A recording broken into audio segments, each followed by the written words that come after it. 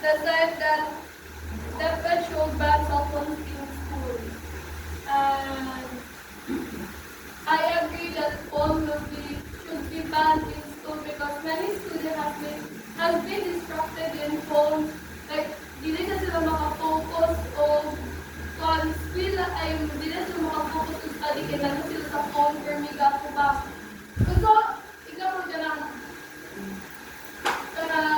naihatag na activities ang teacher sa imo tapos nagulita ay nalagay phone tapos kung saan na lang mo pagkasabot sa lesson ko magsalig ka kasi mong phone kaya i-search yan mo ang mga answers kaya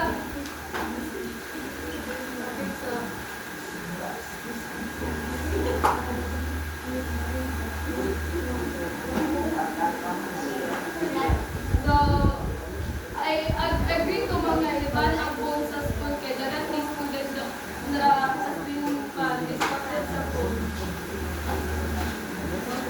Thank you. Good evening, everyone.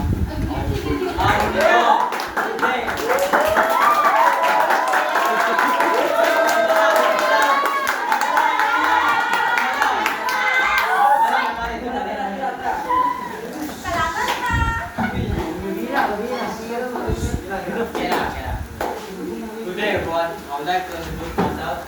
I'm John Nanadangkot, and I'm the first speaker in the negative side.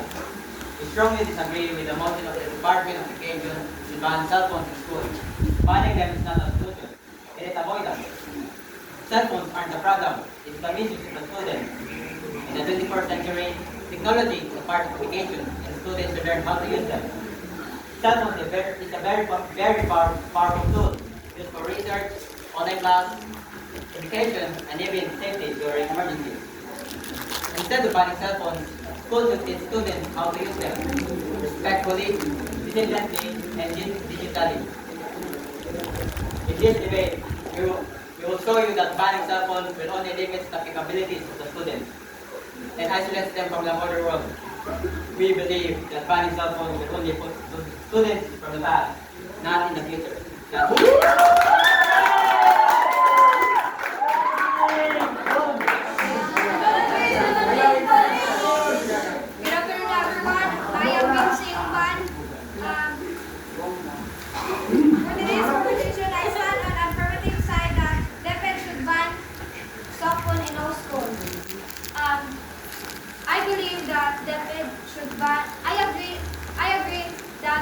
DepEd ban cell phone in all school because they rely on cell phones.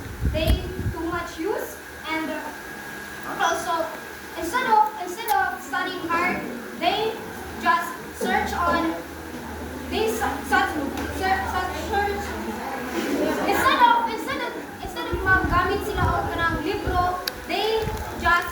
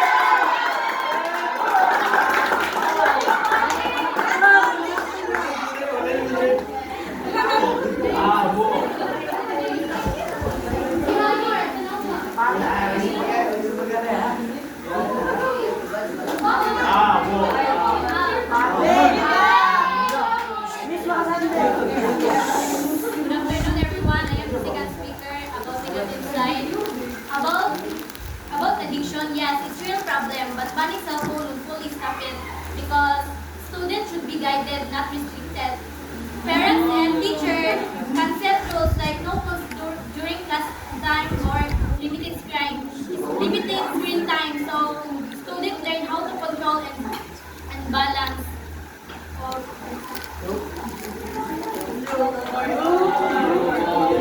Oh.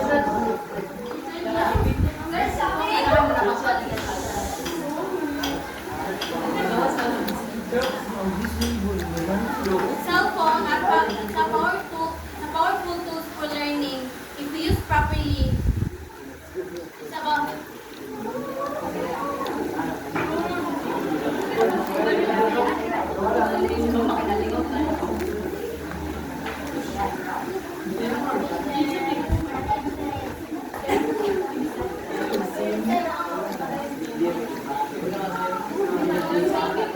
Balik lang tayo. No?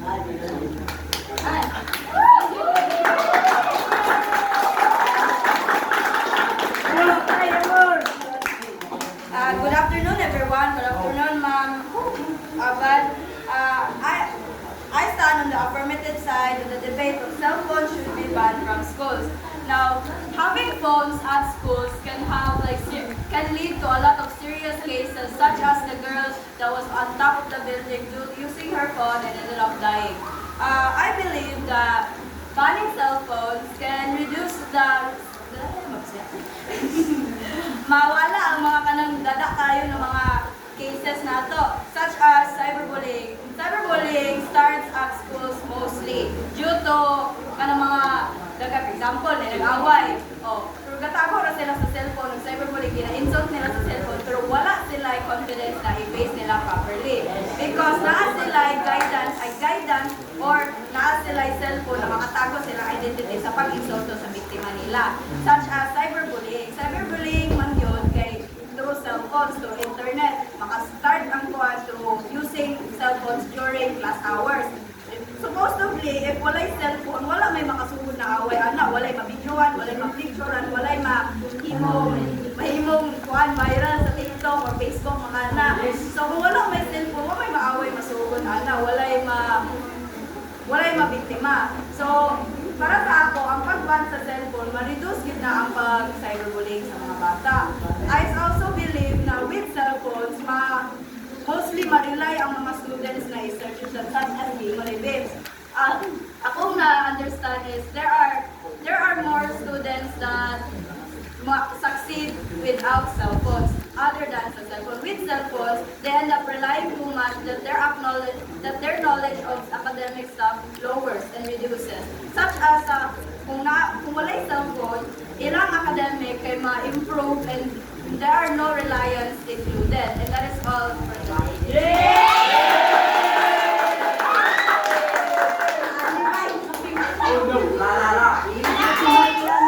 Good afternoon, everyone. I am Yurika Valendez and I am studying for the proposal that I am on negative side where deaf ed should not be banned in school.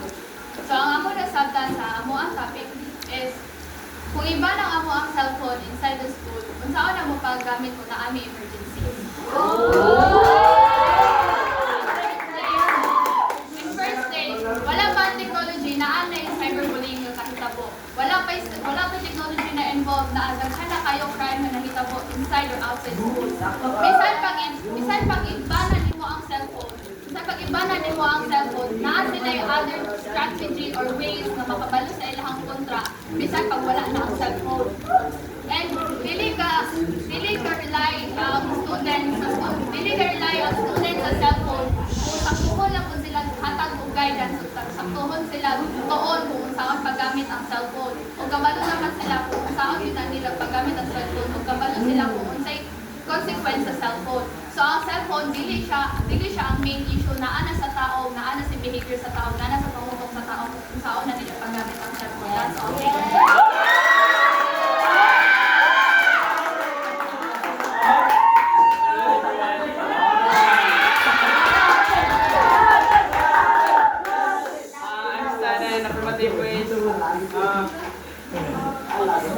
Para sa kuha ma'am, sa ilang gingon about sa gingon ni Sean nga dili ang cellphone ang problema kung dili ang gagamit. Para ang gitapikan kay iban ang cellphone. So, morning way para matabangan ang mga estudyante. Kaya dili man nila iban ni mga cellphone o walay problema. Diba?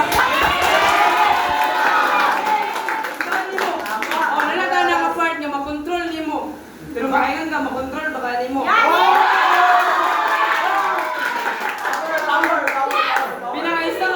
Pinakauna nga problema diri karon kay mong iba ng cellphone kaya ang estudyante. Kaya dili nila mapugnan nga magamit og cellphone. Power. Nga ang ilang mindset kapayok na sa cellphone. So mga ginaban para matabangan ang estudyante. Silot sila ang pagpangutok bitaw. Kasagaran may garon kay estudyante musulod bilang. Yes. Pagsulat, pagpaulo sa eskwelahan. Wala'y magkakulat. Pag nailatag, i-search. Yes. Ikaw, pinsin mo pagkaingon na makatuon ka. Eskwela ka ba makatuon? Diba? Kung mani ka eskwelahan, kaya mag-search sa imong cellphone, makatuon lugar ka. Mani ka eskwelahan nga, bilar ka. Kaya tungkol sa siya gamit sa imong cellphone, makatuon lugar ka. Useless ang imong pag-eskwela.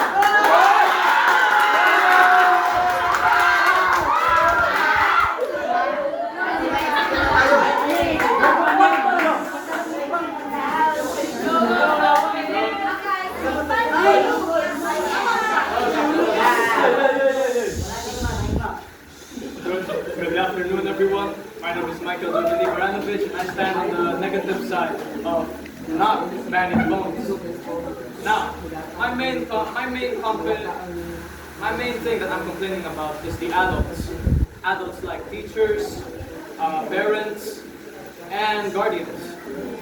Their jobs are to educate and discipline the child when it comes to technology and even cell phones.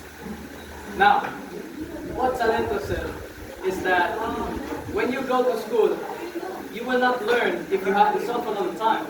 But that's completely wrong. This is because this is the teacher's job to teach the children on how to use their technology and cell phones. And it's the adult's job to discipline the children, to teach them what's right and wrong with the cell phones. So if you're the parent of a child and you buy your son or daughter a phone and you don't tell them anything and they end up doing something wrong, that is your fault, not the child. That's all. Thank you.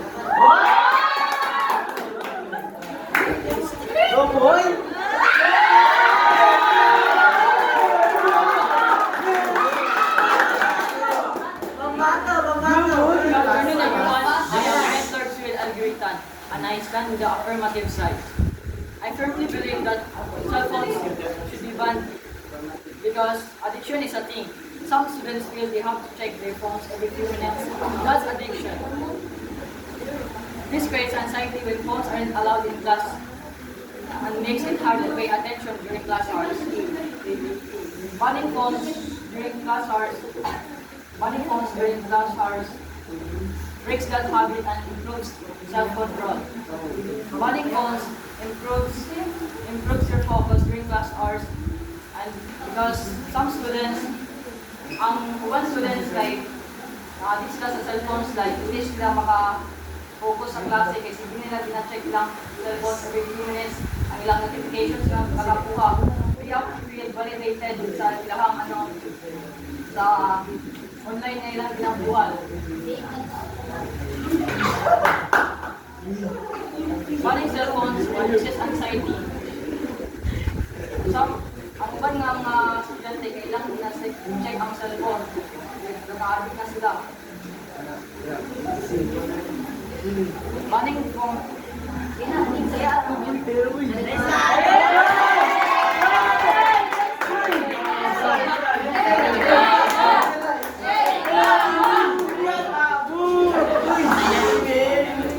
Good day, everyone.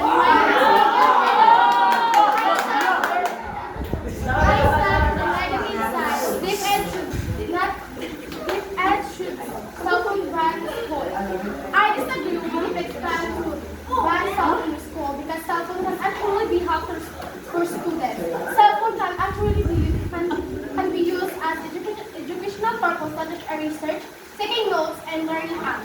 You also help students communicate with their parents, especially during emergencies. I believe that instead of banning cell phone completely, school should teach students how to use them responsibly.